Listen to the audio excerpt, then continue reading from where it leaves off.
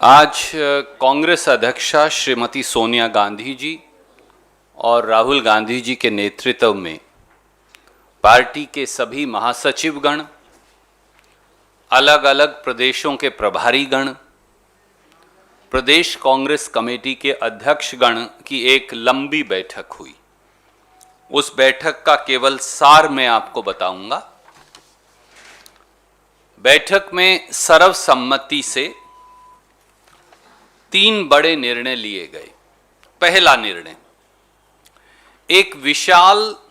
Congress party का सदस्यता अभियान प्रिंटेड फॉर्म्स और डिजिटल दोनों के माध्यम से 1 नवंबर 2021 से 31 मार्च 2022 तक चलाया जाएगा। ये निर्णय भी लिया गया कि हर वार्ड, हर गांव,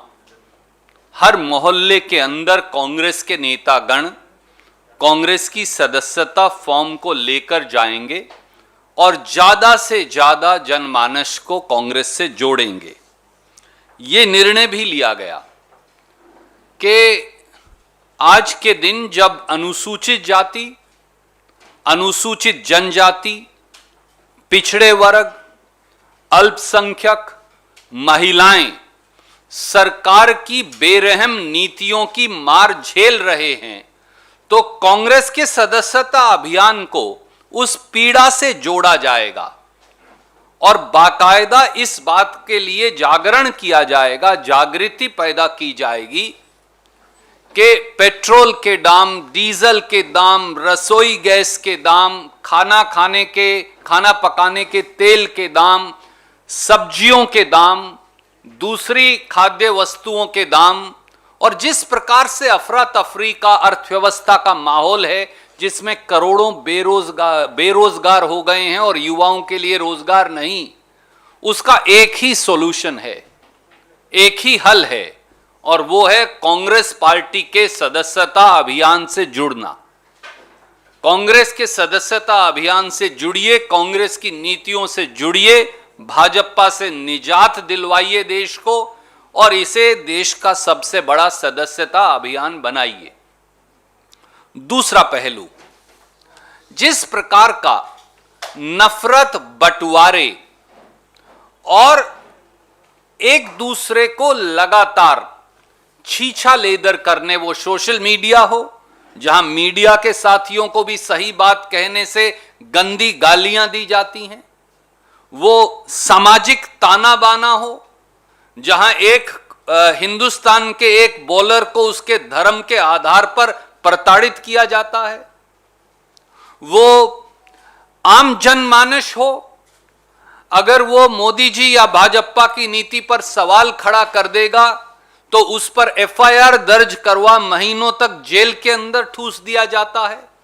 एक पूरा जो नफरत का वातावरण है, उस नफरत के वातावरण को, जिसमें हिंदुस्तान के संविधान और प्रजातंत्र दोनों पर हमला है, उससे लोहा लेने के लिए एक वैचारिक जंग का ऐलान,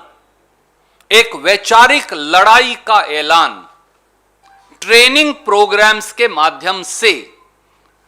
कांग्रेस पार्टी ने करने का निर्णय लिया, जिसमें प्रदेश और देश के सबसे बड़े नेता भी शामिल हों और साधारण से साधारण कार्यकर्ता भी शामिल हो। और तीसरा पहलू था एक व्यापक जमीनी आंदोलन। कांग्रेस अध्यक्षा के नेतृत्व में खास तौर से राहुल गांधी जी ने जो बात इस पूरी बैठक में कही, ये निर्णय लिया गया कि केवल एक रास्ता है और वो रास्ता है एक व्यापक जमीनी आंदोलन। कांग्रेस पार्टी ने उसे जन जागरण अभियान का नाम दिया है, एक नई जागृति जनता में पैदा करने का। और 14 नवंबर से लेकर 29 नवंबर 2021 तक पहला चरण इसका हमने लागू करने का निर्णय किया है। दूसरे चरण की घोषणा बाद में करेंगे और उसमें इन सब बातों पर लेकर डूबती अर्थव्यवस्था, जाती नौकरियां, कटती तनख्वाहें, बंद होते उद्योग, लुटते छोटे छोटे दुकानदारों के धंधे, पेट्रोल, डीजल, गैस आम जनमानस की पहुंच से बाहर, खाना पकाने के तेल से लेकर खाना खाने की सब वस्तुएं आम आदमी के बजट से बाहर, इन सब को लेकर एक व्यापक जन जागरण आंदोलन की शुरुआत करने का आह्वान किया और जिसमें सब लोग हिस्सा लेंगे। आखिर में कांग्रेस पार्टी की इस विशेष बैठक ने, जिसमें पूरे देश के नुमाइंदे थे, उन्होंने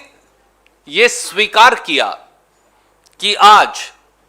भाजपा आरएसएस का नफरत और बंटवारे का एजेंडा जो है, उससे भारत का प्रजातंत्र खतरे में है। मैं फिर दोहराऊंगा, इस बैठक ने यह स्वीकार किया कि भारत का प्रजातंत्र और भारत के संवैधानिक मूल्य, भाजपा आरएसएस ने संविधान पर भी हमला बोला है और प्रजातंत्र पर भी हमला बोला है और भारत मां को जख्म दिए हैं, भारत मां के बच्चों को जख्म दिए हैं जो नासूर बन गए हैं। और इन जख्मों को भरने के लिए जो हमारी भारतीय संस्कृति का वसुधैव कुटुंबकम, जो हमारा पुराना सिद्धांत है प्रेम और भाईचारे का, उसके लिए भी निर्णायक लड़ाई लड़नी पड़ेगी। यह इस बैठक का सार था। इससे पहले कि मैं आपके प्रश्न लूं, हम एक बहुत सनसनीखेज दूसरी बात और आपके बीच में लेकर आए हैं। अक्सर हम एक विषय से दूसरे विषय को नहीं जोड़ते, पर आज एक विशेष दिन है। मेरे साथ मेरे साथी दिनेश गुंडू राव जी हैं, जो गोवा और तमिलनाडु दोनों के प्रभारी हैं, और कल शाम को एक टेलीविजन चैनल के माध्यम से महामहिम के राज्यपाल के पद पर बैठे, भाजपा द्वारा, प्रधानमंत्री जी द्वारा, गृह मंत्रालय द्वारा मनोनीत राज्यपाल के पद पर बैठे श्री सत्यपाल मलिक जी ने जो एक सनसनीखेज खुलासा किया है, उससे खूब खाऊंगा और खूब खिलाऊंगा, यह भाजपा की नीति है, उसकी पोल खुल गई है। चार बातें मैं कहूंगा और फिर दिनेश जी उसमें अपनी बात जोड़ेंगे और हम आपके सवाल लेंगे। सत्यपाल मलिक जी अक्टूबर 2019 से